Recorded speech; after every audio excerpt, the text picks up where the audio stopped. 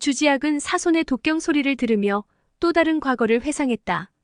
이제 그녀의 귓결에는 독경 소리 대신 아득한 바다 저편 절의 고도에 밀려드는 조수의 물결이 모래 여울 바위에 무심하게 부딪히는 소리로 바뀌었다. 영사도에서 페르시아 배를 타고 중원으로 돌아오던 바닷길. 그들은 이름 없는 어느 섬에 올라 쉬어갔다. 그때 주지학은 큰 어려움 없이 조민에게서 십향연근산이 든 약병을 훔쳐낼 수 있었다. 그날 저녁은 주지학이 밥 짓고 반찬을 만들었으니 아무도 모르게 독약을 국물에 타는 것쯤이야 어려운 일이 아니었다. 예상대로 일행은 아무것도 모른 채 그것으로 배를 채우고 얼마 가지 않아 혼수 상태에 빠져들었다. 주지학은 장검을 뽑아들고 잠들어 있는 장무기 곁에 섰다. 그녀는 장무기의 목을 베려고 칼을 높이 쳐들었다. 그러나 갑자기 장무기가 자신을 향해 돌아누우면서 빙글에 미소를 짓는 것이 아닌가. 그 미소 띤 얼굴을 보자 주지학은 차마 칼을 내려치지 못했다. 그저 왼손을 내밀어 그 미소 띤 얼굴을 어루만지기만 할 따름이었다. 주지학은 고개를 돌려 잠들어 있는 사손을 쳐다봤다. 평소 사손에게 두려움을 느끼고 있던 주지학이었기에 깊이 잠들어 있는 지금도 쉽사리 접근하지 못했다. 뭔가를 생각하던 주지학은 바닷가로 내려가 이런저런 구실을 붙여 정박해 있던 페르시아 배를 떠나보낸 다음 다시 수경지로 돌아왔다. 주지학은 잠들어 있는 아리를 내려다봤다. 사실 주지학은 오래전부터 장무기와 아리의 애틋한 관계를 못마땅하게 여겨왔다. 주지학은 더 생각해 볼 것도 없이 장검을 휘둘러 정신을 잃고 누워있는 아리의 흉측한 얼굴에 10여 군데 칼자국을 내놓았다. 그러고는 조민과 아리를 차례차례 높다란 언덕으로 안아다가 바닷물에 던져버렸다. 이제 도룡도와 의천검은 주지학의 차지가 되었다. 그녀는 그 칼들을 산기슭 멀리 떨어진 동굴로 옮겨다 감춰놓았다.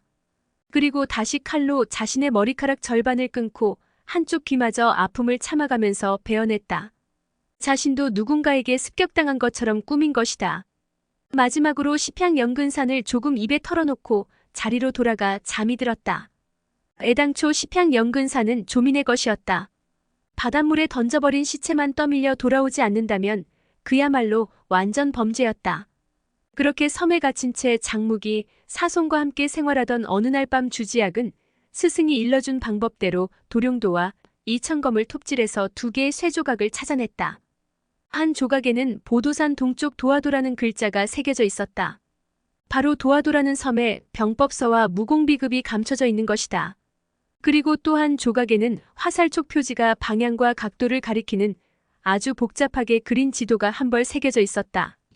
주지학은 보도산이 강절서로에 있다는 사실을 알았다. 그녀는 중원 땅으로 돌아온 직후 사저들과 만나 아미파 총단을 잠정적으로 아미산 금정봉에서 경원도 동쪽 바닷가 정해안으로 옮기고 혼자 배 한 척을 세내어 도화도로 건너갔다. 못해 오르고 보니 섬 안의 배치가 괴상야릇해서 좀처럼 내륙으로 들어가기가 어려웠다. 그러나 그녀의 수중에는 지도가 있었고 화살촉 표시가 가리키는 대로 따라가기만 하면 되므로 전혀 어려울 게 없었다. 주지학은 결국 도화도 산비탈 어느 동굴 속 지하에서 2권의 초본을 파내는데 성공했다. 100여 년 전 곽정대엽 내외가 숨겨둔 병법서와 무공비급을 드디어 찾아낸 것이다. 그녀는 그것들을 가지고 정해안 총단으로 돌아와 모든 사람이 잠든 밤중마다 조용히 펼쳐놓고 스승의 유언대로 구음진경 가운데 속성으로 효과를 볼 수 있는 무공을 익히기 시작했다. 구음백골조와 백망편은 뛰어난 민첩성과 살상력에 비해 속성으로 배우기에 무척 쉬운 무공이었다. 그저 몇 달 익힌 솜씨만으로도 개방의 장로 2를 보기 좋게 쳐 죽이고 무당파의 원로고수 2명마저 혼비백산하게 만들지 않았던가. 그런데 황삼 여인의 정체는 무엇일까? 분명 그녀가 사용하는 무공 역시 구음진경의 바탕을 두고 있지만 속성으로 익힌 주지학과는 비교도 되지 않을 만큼 강했다. 그때 느닷없이 사손의 독경 소리가 크게 메아리쳐 산골짜기에 울려 퍼졌다. 사손은 소림의 고승 3분 앞에 허리 굽혀 예배했다. 그러자 세 스님이 합장하여 답례했다. 사손은 홀가분한 기색으로 일어섰다. 그러자 덩달아 장무기도 일어나 양부의 손을 잡고 나란히 다정하게 한 걸음씩 옮겨떼기 시작했다. 그때 갑자기 발걸음을 멈춘 사손이 소림사 승려 가운데 한 명을 똑바로 가리키면서 외쳤다. 이놈 성곤아! 썩일이 나오지 못하겠느냐? 그 말에 깜짝 놀란 군웅들의 눈길이 일시에 노승에게로 쏠렸다. 그러나 사손의 손가락이 가리킨 인물은 등허리가 활처럼 구부러지고 몰골이 꾀재재하게 생긴 늙은이였다. 사손은 그 노승 앞에 버텨선 채 다시 한번 소리쳤다. 이놈 성곤아. 니놈이 모습을 바꿨어도 목소리만큼은 바꾸지 못했구나. 헛기침 소리를 들었을 때 난 벌써 네가 누군지 알아보았다. 그러자 노승이 표독스러운 웃음기를 띠면서 한마디 대꾸했다. 안목 보는 소경의 허튼 소리를 누가 귀담아 듣기나 하겠더냐. 그러나 노승이 입을 열어 첫마디를 내뱉자 장무기도 대번에 그의 정체를 알아볼 수 있었다. 장무기는 즉시 몸을 솟구쳐 대뜸 노승의 퇴로를 차단하고 말했다. 원진대사. 아니 성곤 선배. 당신도 사내대장부라면 솔직하고 떳떳이 행동하시오. 사실 영웅대회가 열리기 전날부터 성곤은 일반 승려로 교묘하게 변장하여 동문들 가운데 섞여 있었다. 그런데 방금 황삼 여인이 주지학을 보기 좋게 제압했을 때 그는 너무나 뜻밖의 결과에 놀란 데다 사손마저 죽음에서 벗어나는 광경을 목격하자 또 다른 계략을 짜내려고 궁리하다가 자신도 모르게 헛기침 소리를 내고 말았다. 그것은 성곤이 평생 달고 다니던 고질적인 버릇이었다. 기침 소리는 옆에 있는 사람에게도 거의 들리지 않을 정도로 미약했으나 장님이 된 이후 청각이 유별나게 예민해진 사손의 귀에는 청천벽력보다 더 크게 들렸다. 성곤에 대한 피맺힌 원한으로 지난 수십 년간 복수할 날만 기다려온 사손이 그것을 놓칠 리 없었다. 성곤은 정체가 드러나자 잔뜩 구부리고 있던 허리를 쭉 펴고 큰 소리로 자기 일당들에게 외쳤다. 소림 승려들은 들어라.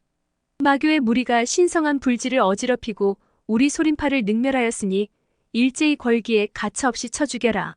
오늘만큼은 살개를 범해도 무방하다. 성곤의 명령이 떨어지자 그 일당들이 여기저기서 응답하더니 미리 숨겨둔 병기를 뽑아들고 뛰쳐나와 싸울 태세를 갖추었다. 공지대사는 애당초 사형인 공문방장이 반역도 무리에게 인질로 잡혀있는 터라 끓어오르는 분노를 억누르며 저들의 허수아비 노릇을 하고 있었다. 그런데 이제 원진이 본색을 드러내고 소림파 제자들에게 명교와 싸우라는 명을 내리는 것을 보자 더는 그냥 보고만 있을 수 없었다. 저 무시무시한 명교 오행기와 목숨 건 싸움이 벌어지는 날이면 소림 제자들이 얼마나 끔찍한 살상을 당하겠는가. 그리 되면 천년을 무림의 태산북두로 군림해오던 소림파의 몰락은 불을 보듯 뻔한 일이었다. 아무리 방장의 생명이 중하다 하더라도 천여 명의 제자 목숨과 바꿀 수는 없었다. 결단을 내린 공지대사가 제자들에게 호통쳐 명령을 내렸다. 소림 제자들은 들어라. 공문방장께서 저 반역도 원진의 수중에 사로잡혀 감금되셨다. 여러 제자는 우선 저 반역도부터 사로잡아 꿀리고 다시 방장 어른을 구출하라. 그러자 삽시간에 산봉우리는 혼란과 아우성의 도가니로 바뀌었다. 주지학은 아직도 땅바닥에 맥없이 쓰러져 있었다. 그녀의 시리에 찬 얼굴이 온통 좌절감과 의기소침한 기색으로 일그러졌다. 장무기는 보고만 있기가 안쓰러워 그녀 앞으로 다가가 봉쇄된 혈도를 풀어준 다음 부축해 일으켰다. 그러나 주지학은 매정하게 그의 손등을 밀어붙이고 발길을 돌리더니 아미파 제자들에게로 돌아갔다. 그때 갑자기 사손이 목청을 도두어 외쳐대는 소리가 무사람의 함성을 압도하고 산골짜기에 쩌렁쩌렁 울려 퍼졌다. 오늘 일은 모두 성공과 나. 두 사람으로 말미암아 일어난 일이니 모든 은원과 인과 업보는 우리 둘이서 풀어야 한다. 사부님, 내 일신의 무공절기는 당신이 가르쳐준 것이었소. 성곤, 내 일가족은 니놈의 손에 몰살당했다. 그대가 베풀어준 은혜와 빚진 원수는 오늘 이 자리에서 남김없이 결산하기로 합시다. 사손의 말을 듣고 성곤은 가만히 생각을 정리해보았다. 이미 공지대사가 공문방장의 목숨을 포기하고 돌아선 시점에 승부는 끝난 것이었다. 소림사 방장이 되겠다는 계략이 물거품으로 끝난 것은 둘째치고 이제는 목숨을 부지하기도 힘든 상황이었다. 그는 사손을 제압하고 모든 죄상을 뒤집어 씌워야겠다고 생각했다. 사손의 무공을 모두 자기가 가르쳐준 데다 지금은 두 눈이 멀어 아무것도 보지 못하는 장님이 아닌가. 더구나 사손은 이미 악명 높은 악인이니 죄를 뒤집어 씌우기에도 안성맞춤이었다. 생각을 굳힌 성곤이 의연한 기색으로 사손을 손가락질했다. 사손 이놈아. 강호에 얼마나 많은 영웅호걸이 네 손에 목숨을 잃었는지 아느냐? 하물며 오늘은 마교의 극악무도한 마귀떼까지 끌어들여 신성한 부처님의 복지를 더럽히고 천하 영웅들을 적대시했으니 실로 네 죄가 무겁구나. 내가 너 같은 놈한테 무공을 전수했다니 후회만급이다. 이제 문호를 깨끗이 정리하여 기사멸조를 범한 반역도로서 니놈의 죄를 다스리지 않으면 안 되겠다. 혼원병력수 성곤이 위엄을 한껏 드러내 보이며 성큼성큼 사손 앞으로 다가섰다. 성곤은 사부로서 제자가 스승을 업신여기고 역대 조사를 능멸한 죄를 처벌하겠다는 태도였다. 그러자 사손이 버럭 고함을 질렀다. 만천하 영웅들은 들이시오. 나 사손의 무공은 여기 있는 성곤 사부가 전수해 주었소. 그러나 이 사부는 내 아내를 겁탈하려다 뜻을 이루지 못하고 앙심을 품어 내 부모와 처자식을 남김없이 몰살했소. 아무리 사제지간이라 하나 이 몸을 낳고 길러주신 어버이보다 더 가까운 사이일 수는 없소. 내 손으로 어버이와 처자식의 원수를 갚아야 옳겠소이까? 갚지 말아야 옳겠소이까? 그 말에 사손을 중심으로 사방에서 부모와 처자식을 죽인 원수를 갚아야 한다는 군웅들의 외침이 뇌성병력처럼 울려 퍼졌다. 그 순간 성곤의 수도가 사손의 정수리를 향해 내리꽂혔다. 그러자 사손이 머리를 한쪽으로 기울여 피했다. 성곤이 내리친 수도는 그대로 사손의 어깨를 강타했다. 사손은 고통에 겨워 짧은 신음소리만 냈을 뿐 반격하지 않았다. 사실 성곤의 방금 공격은 사손의 반응을 떠보기 위한 허초에 지나지 않았다. 그는 사손이 즉각 반격할 것에 대비해 다음 수를 준비하고 있었는데 뜻밖에도 사손이 회피하기는커녕 대응조차 하지 않은 채 자신의 일격을 고스란히 얻어맞은 것이다. 성곤은 이번에도 왼손으로 사손의 주의를 끄는 것과 동시에 오른손 일장을 후려갈겼다. 그러나 사손은 몸을 뒤틀어 회피 동작만 취했을 뿐 여전히 반격하지 않았다. 성곤이 이번에는 워낙 연한태로 연속적으로 발차기를 날렸다. 그러자 둔탁한 충격음이 울리면서 좌우로 연거푸 날아간 발차기가 사손의 옆구리를 정확히 가격했다. 발차기에 실린 힘이 얼마나 강했던지 우람하고도 다부진 사손의 몸이 휘청거리더니 그 충격을 이기지 못하고 한 모금 선혈을 토해냈다. 보다 못한 장무기가 급히 외쳤다. 큰아버님, 어째서 반격하지 않으시고 맞고만 계십니까? 그러자 금방 쓰러질 것처럼 휘청거리던 사손이 다시 몸을 가누고 씁쓸해하니 웃으며 대꾸했다. 이자는 내 사부였다. 그러니 세 차례 공격쯤은 받아줘야겠지. 말끝이 떨어지기 무섭게 그는 손바닥을 칼날처럼 모로 세우더니 질풍같이 휘둘러 쪼개 쳐나갔다. 그 말을 듣는 순간 성곤은 속으로 실성을 터뜨렸다. 진작 이렇게 나오는 줄 알았더라면 처음부터 전력을 다한 살수를 썼을 게 아닌가. 성곤은 속으로 정말 좋은 기회를 놓치고 말았다고 후회했으나 이미 소용없는 일이었다. 더구나 사손의 매서운 반격이 시작되었으니 그것부터 막아내야 했다. 그렇게 옛 스승과 제자의 손발이 얽히고 설키는 숨막히는 공방전이 시작되었다. 수십 년이 지난 지금 두 사람이 서로 딴 길을 걸어오면서 내공 수준 역시 서로 다르게 큰 진전을 본 상태였다. 하지만 쌍방 모두 손발을 놀리는 초식만큼은 여전히 본문 무공의 테두리를 벗어나지 못했다. 쌍방은 100초 이상 겨루면서도 어느 한쪽도 열세에 몰리지 않았다. 그렇게 200여 초가 지나갈 무렵 갑자기 사손의 입에서 대가릴성이 터져나오더니 쌍권이 벼락치듯 뻗어나갔다. 주먹의 기세가 얼마나 강했던지 회오리 바람을 일으켰다. 그것을 본 공동파 원로들이 칠쌍권이라고 소리를 질렀다. 사손이 좌우 양주먹으로 연속 공격을 퍼붓기 시작했다. 비할 데 없이 사나운 위력에 누구보다 놀란 것은 공동파 5 원로였다. 아연실색한 그들은 서로 돌아보면서 딱 벌어진 입을 다물지 못했다. 공동파 본문에 진산절기 칠상권을 터득했노라고 자부하던 그들의 실력이 한낱 외부 사람에 지나지 않는 사손보다 못하다는 사실에 저도 모르게 부끄러움을 느꼈다. 맹렬한 기세로 들이닥치는 사손의 칠상권의 성곤이 기다렸다는 듯 일장을 내뻗어 맞받아쳤다. 그러자 펑하는 소리와 함께 엄청난 충격음이 울려 퍼졌다. 잠시 후 사손은 늠름한 자세로 그 자리에 꼼짝 않고 서 있는 반면 성곤은 연거푸 3걸음이나 물러났다. 사방을 둘러선 채 관전하던 군웅들의 인파 속에서 박수갈채가 쏟아졌다. 성곤이 뒷걸음질로 물러서자 사손은 앞으로 밀고 나가면서 다시 칠상권을 날렸다.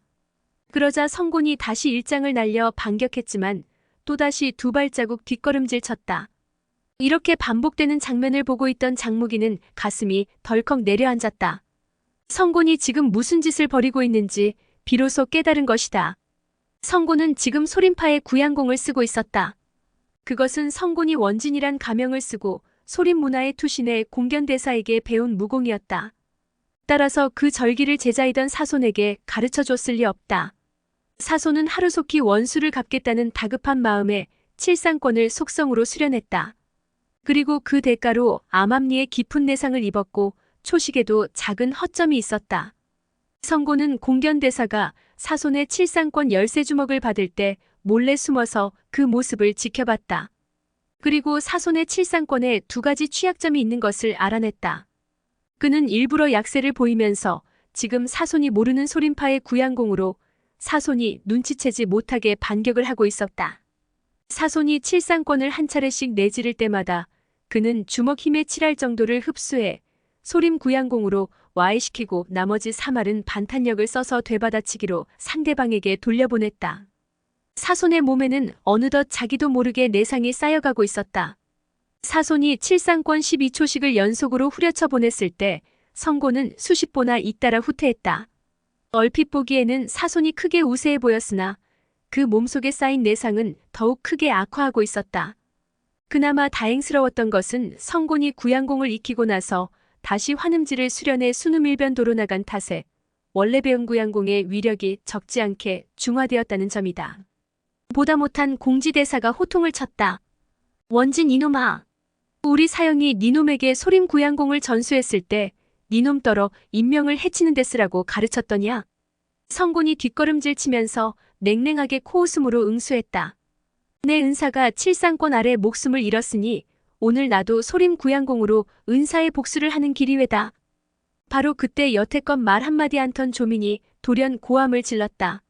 원진! 공견신승의 구양공이 너만 못해서 칠상권에 당하신 줄 아느냐? 어째서 공견신승께선 구양공을 안 쓰셨지? 바로 너 때문에 칠상권을 얻어맞고 원적하신 걸 니놈은 모를 리가 없겠지. 공견신승께선 바로 간악한 니놈의 꼼수에 걸려 돌아가셨다. 원진! 고개를 돌려 뒤를 돌아보아라. 온통 피투성이의 노여움에 가득 찬 눈초리로 지금 니놈을 노려보고 계시는 저분이 바로 공견신승이 아니냐? 성곤은 조민의 말이 거짓인 줄 뻔히 알고 있었다. 그러나 평소 스승이었던 공견대사를 속여 사손 앞에 내세워 죽게 만든 행위에 양심의 가책을 느끼고 있던 성곤은 조민의 말을 듣는 순간 자신도 모르게 몸서리를 쳤다. 바로 그때 틈을 노리던 사손의 무서운 칠상권 일격이 날아들었다. 성곤은 손바닥을 내뻗어 가로막았으나 이번에는 몸만 휘청하고 흔들렸을 뿐 뒷걸음질치지 않았다. 순간적으로 마음이 엇갈려 진기가 빗나간 성곤은 그만 호된 일격에 정통으로 가슴을 강타당하고 말았다. 당장 기혈이 뒤집히고 들끓어올라 견딜 수 없게 된 그는 즉시 경공신법을 펼쳐 사손 곁으로 빠져나간 다음 한동안 숨을 고르고 나서야 겨우 들끓 던진 기를 가라앉힐 수 있었다. 이때 조민이 또 고함을 질렀다. 공견신승! 그놈한테 단단히 들러붙어 계세요. 신승께서 제자놈의 손에 돌아가셨으니 저놈도 제자의 손에 맞아 죽어야 합니다. 성곤의 귀에는 조민의 목소리가 원통하게 죽은 귀신의 통곡 소리처럼 들렸다. 성곤은 등골이 오싹해졌다. 그가 멈칫하는 찰나에 조민이 또 고함을 질렀다. 성곤! 등 뒤를 돌아봐라. 왜 고개를 못 돌리는 거냐? 두려운 것이냐? 그럼 어디 땅바닥에 비친 그림자를 보아라. 왜 둘이서 싸우는데 그림자가 셋이지? 그 말을 듣고 성곤은 무엇인가 홀린 듯 엉겁결에 발치 밑을 굽어보았다. 바로 그 순간 사손의 칠상권 일격이 다시 들이닥쳤다. 성곤은 미처 피할 겨를도 없이 사손의 칠상권을 향해 주먹을 날려 맞받아치기 시작했다. 강공 앞에 강공으로 맞서자 한동안 퍽, 퍽 하고 주먹끼리 맞부딪히는 소리가 꼬리에 꼬리를 물고 잇따랐다. 이윽고 전력으로 겨루던 두 사람이 동시에 비틀거리면서 한 걸음씩 물러났다. 성곤은 오랫동안 격전을 거듭하고도 사손을 이기지 못하자 벌써부터 마음속에 초조함이 들끓었다. 두 눈이 멀어버린 장님에다 내 손으로 길러낸 제자 하나 이기지 못하다니 이런 한심할 때가.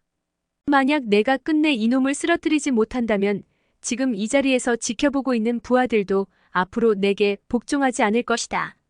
빌어먹을 환음지만 잃지 않았어도 성고는 마음속으로 잃어버린 환음지 신공을 안타까워하고 있었다. 성고는 그날 광명정에서 장무기의 구양신공에 의해 환음지를 잃고 말았다. 극양의 기운을 가진 구양신공 내력이 극음의 기운을 가진 환음지 내력을 무참히 파괴해 흩어버리고 만 것이다. 만약 환음지 신공만 있었더라면 오늘 성곤이 사손에게 이렇듯 고전하지 않았을 것이다. 지금 성곤에게 남은 길은 어떻게 해서든지 사손을 제압하고 인질로 잡아 명교를 협박하는 길밖에 없었다. 그리고 기회를 엿보아 사손의 원수들을 도발하여 명교 세력과 싸움을 붙여야 했다. 그래야 최악의 경우라도 자기 한 몸은 보전해서 이 자리를 빠져나갈 수 있었다. 그때 문득 사손을 처리할 방법이 떠올랐다. 이른바 환영이보 수법이었다. 성고는 발소리를 내지 않으며 조용히 부러진 소나무 쪽으로 물러나기 시작했다. 그의 움직임을 감지한 사손이 연속 3주먹을 내지르면서 앞으로 2걸음을 내디뎠다. 성고는 또 2걸음 물러났다. 성고는 사손을 부러진 소나무 가장기까지 유인에 걸려 넘어지게 할 속셈이었다. 사손이 막 앞으로 추격하려는 순간 장무기가 다급하게 소리쳤다. 큰아버님, 발밑을 조심하세요. 느닷없는 경고에 흠칫 놀란 사손이 황급히 옆으로 껑충 뛰어 피했다. 바로 그 순간 소리 없이 들이닥친 성곤의 왼 손바닥이 사손의 앞가슴을 강타했다. 벼랑간 소리 없이 들이닥친 충격에 사손은 비명을 지르면서 뒤로 벌렁 낮아빠졌다. 성곤이 다리를 번쩍 치켜들어 사손의 머리를 으깨려고 내리밟았다. 그러자 사손이 옆으로 한 바퀴 뒹굴어 성곤의 발을 피하더니 용수철 튕기듯 몸을 일으켜 세웠다. 사손의 입술 언저리에서 계속해서 피가 흘러내렸다. 마주 돌아선 성곤은 숨소리마저 멎은 채 고요히 오른손바닥을 아주 천천히 내뻗었다. 사손의 귀가 제 아무리 예민하다 해도 숨소리조차 죽인 채 천천히 공격해 들어가는 성곤을 감지할 수가 없었다. 성곤의 손바닥이 유령처럼 사손에게 다가가 그의 어깨를 또다시 강타했다. 사손은 충격에 몸이 휘청거리면서 한쪽으로 기울어졌으나 그는 억지로 버티고 섰다. 숨을 죽이고 관전하던 군웅들이 비겁하다며 일제히 노기에 찬 야유와 욕설을 퍼부었다. 그러나 성곤은 못 들은 척 무시하고 또 천천히 손바닥을 내뻗어 후려쳤다. 사손 역시 온 신경을 두 귀에 모은 채 기다렸다가 적의 장력이 엄습해오는 것을 감지하고 즉시 손을 쳐들어 가로막았다. 그러나 그 순간 방향을 틀어버린 성곤의 손바닥이 또다시 사손의 앞가슴을 강타했다. 사손의 황금색 머리카락이 바람결에 춤추듯 흩날리고 입술 언저리는 선혈로 온통 시뻘겋게 물들었다. 장무기는 그 처참한 몰골을 차마 눈뜨고 바라볼 수 없어 조민을 붙잡고 무슨 좋은 수가 없냐며 그녀의 몸을 잡고 흔들었다.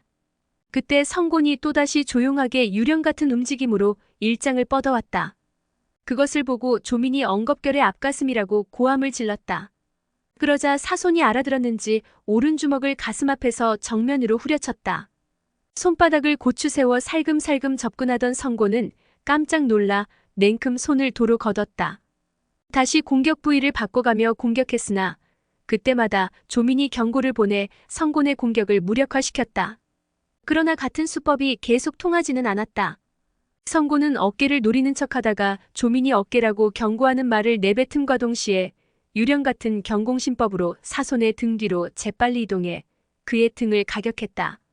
경악에 찬 사람들의 외침과 동시에 사손이 피를 한 모금 토해냈다. 또다시 목구멍으로 피가 올라오는 것을 사손은 억지로 참으며 재빨리 몸을 돌렸다. 그러고는 성곤의 면상을 향해 입에서 왈칵 쏟아져 나온 시뻘건 피를 뱉어냈다. 그러자 느닷없이 쏟아진 핏물 소나기에 성곤 역시 어지간히 놀랐는지 외마디 실성을 터뜨리면서 양손으로 얼굴을 문질러 닦았다. 그 틈에 사손이 몸을 땅바닥에 대고 나뒹굴더니 성곤의 다리를 잡았다. 잠시 후 쌍방간에 실랑이 하는 고함이 한꺼번에 울리는가 싶더니 돌연 두 사람의 그림자가 사라졌다.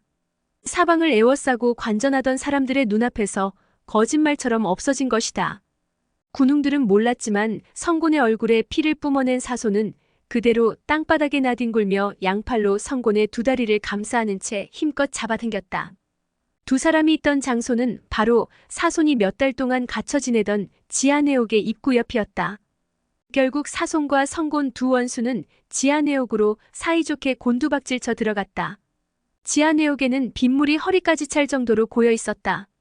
위쪽 입구는 넓게 벌어졌으나 밑으로 내려갈수록 면적이 좁아져 비쳐드는 햇빛에 한계가 있는 만큼 안쪽은 어디를 돌아보나 온통 칠흑 같은 어둠뿐이었다. 가뜩이나 두 눈이 핏물로 가려진 데다 순식간에 햇빛마저 차단되자 성곤은 당장 시력을 잃었다. 성곤은 황급하게 사손과 거리를 두려고 했으나 죄수를 가두어 놓는 지하내옥은 비좁고 협소했다. 성곤이 지하내옥을 벗어나려고 위로 뛰어오르는 순간 아랫배에 묵직한 충격이 전해졌다.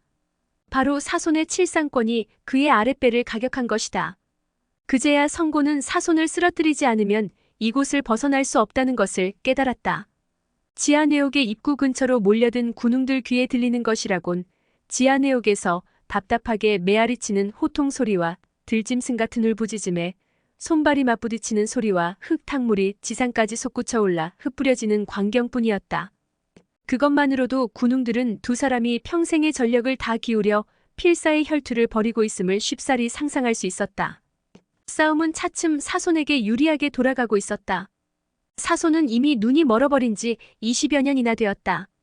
그런 만큼 두 귀로 소리만 듣고도 사물의 형체를 판별하고 상대를 감지하는데 숙달된 몸이었다. 반면 성곤의 두 눈은 방금 사손이 뿜어낸 핏물 때문에 모든 사물이 뿌옇게 흐려 보이는 데다 삽시간에 햇빛마저 차단강한 상태라 그저 반사적인 동작으로 마구 때리고 움켜잡기나 할 뿐이었다. 시간이 지나고 싸움이 길어질수록 성곤의 마음속에 공포감이 쌓이기 시작했다. 급기야 성곤은 무공 고수답지 않게 마구잡이로 양팔을 휘저으며 사손의 접근을 막아야 하는 지경에 다다랐다. 멀찌감치 둘러서서 관전하던 군웅들이 저마다 손에 식은땀을 쥐어짜면서 지하내옥 입구로 더욱 가까이 몰려들었다. 아직도 승부를 내지 못했는지 밑바닥에서는 사손과 성곤의 호통소리와 기합소리, 그리고 물몰아치는 소리가 끊일 새 없이 올라오고 있었다. 얼마나 시간이 지났을까? 벼랑간 맹수의 단말마와도 같은 처절한 비명이 사람들의 귀청을 때렸다. 그 다음 순간 두 개의 그림자가 연거푸 지상으로 솟구쳐 올라왔다. 눈부시게 비쳐내리는 햇빛 아래 두 사람은 마주 선 채 움직일 줄 몰랐다. 옛 스승과 제자였던 혼원병력수 성공과 금모사왕 사손 두 사람은 눈에서 시뻘건 피가 주르르 흘러내리고 있었다. 사연은 이랬다. 한참 격전을 펼치던 중 사손의 양주먹이 성곤의 양옆구리를 향해 날아들었다. 그 순간 사손의 안면이 텅 비게 되었다. 성곤은 옳다구나 싶어 오른손 검지와 중지를 곧게 펴서 질풍같이 사손의 양 눈동자를 곧바로 찔러 들어갔다. 보통 사람은 눈에 공격이 들어오면 눈을 보호하기 위해 본능적으로 고개를 돌리게 된다. 그러면 자연히 목이 돌아간 쪽에 관자놀이가 드러나게 되는 것이다. 그리고 관자놀이를 가격하면 거기서 승부는 끝나는 것이다. 그러나 성곤의 예상은 빗나가고 말았다. 사손이 고개를 돌려 피하지 않은 것이다. 오히려 성곤을 똑바로 향한 채 고함을 치며 성곤과 마찬가지로 검지와 중지로 성곤의 눈을 찔렀다. 그렇게 두 사람은 거의 동시에 상대방의 양눈을 찌르게 된 것이다. 두 사람이 거의 동시에 똑같은 수법으로 똑같은 부위를 공격했지만 그 효과는 하늘과 땅 차이였다. 사손은 애당초 장님이었으므로 앞 못 보는 두 눈에 성곤의 손가락이 꽂혀봤자 통증만 있을 뿐이었다. 그러나 성곤은 시력을 잃고 장님이 되고 말았다. 앞 못 보는 성곤이 허겁지겁 양손을 허우적거리면서 본능적으로 몸을 솟구쳐 지상으로 뛰어올랐고 사손 역시 뒤쫓아 올라갔다. 순식간에 벌어진 일이었으나 성곤에게는 까마득한 시간이 흐른 것 같았다. 얼마나 지났을까? 돌연 사손이 터뜨리는 비웃음이 귓결에 와닿았다. 성곤, 장님이 된 기분이 어떠냐? 그러고는 칠상권을 성곤의 앞가슴 한가운데 정통으로 꽂아 넣었다. 성곤은 주먹이 허공을 가르는 소리를 듣기는 했으나 피할 수 없었다. 이어서 사손의 칠상권이 연거푸 날아들었다. 결국 성곤은 미친 듯이 선혈을 토해내며 쓰러지고 말았다. 이미 성곤의 장기는 엉망이 되어 폐인이나 마찬가지의 내상을 입었다. 사손이 다시 공격을 가하려는 순간이었다. 인과응보로다. 좋구나. 좋아. 갑작스레 들려오는 도액대사의 목소리에 사소는 흠칫 놀라 그 자리에 멈춰섰다. 지켜세운 주먹에 힘을 모은 채 가만히 성곤의 숨결을 느꼈다. 성곤. 내 당초 니놈에게 칠상권 13주먹을 남김없이 먹일 생각이었다. 그러나 너는 이미 무공이 전폐되고 눈까지 잃었다. 그러니 앞으로는 2번 다시 이 세상에서 악업을 쌓지 못할 것이다. 너한테 더 주먹을 쓸 필요도 없구나. 사손이 완승을 거두자 장무기를 비롯한 명교 군웅들이 일제히 환희에 찬 함성을 내질렀다. 그러나 사손에게는 아무 소리도 들리지 않았다. 무표정하게 털썩 그 자리에 주저앉더니 갑자기 전신 뼈마디에서 우두둑, 우두둑 하는 소리가 나기 시작했다. 기쁨에 겨워 양부 곁으로 달려가던 장무기의 2발이 멈칫했다. 곧이어 대경실색한 장무기의 입에서 피를 토하듯 비통한 부르짖음이 터져나왔다. 큰아버님, 안 됩니다. 오늘의 영상은 여기까지입니다. 영상이 도움이 되셨다면 구독과 좋아요, 알람 설정 부탁드립니다. 시청해주셔서 감사합니다.